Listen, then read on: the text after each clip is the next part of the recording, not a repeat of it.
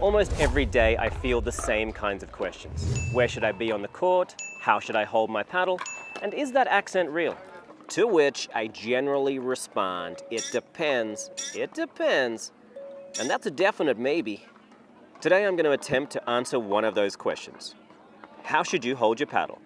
Specifically, I want to explain how your paddle height should relate to your position on the court. When you're up at the kitchen, your paddle position should be high enough to quickly defend your body from being attacked by balls. However, your job is to find the height that a fast ball could travel and still land in. One important factor here is noticing that there is a difference between having your paddle up and having your entire arm raised. By cocking your wrist, you'll effectively be able to raise the paddle quite high without the need to excessively add shoulder tension. Let's imagine that you unfortunately have popped the ball up and an attack is imminent. As you're completing your backward split step, it's time to also re-evaluate your paddle position. Just how low your paddle should drop does depend on how far back you are.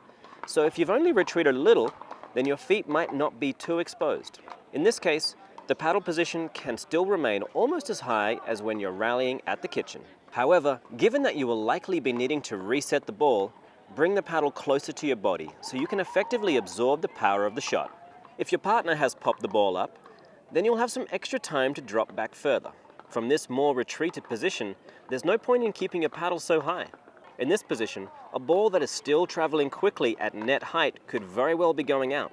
Being in this area of the court also allows your opponents to much more easily place balls around your feet, so it's important to drop your paddle even lower in anticipation. The backhand side of your paddle will typically have more loft than your forehand, and will also cover a wider area of effective contact points.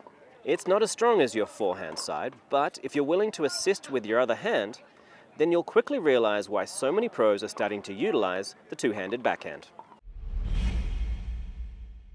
Paddle position is a crucial part of pickleball, especially defense. There's no one paddle position that works best for every scenario. So take the time to practice a more adaptive paddle height and you'll be a better defender and win more points.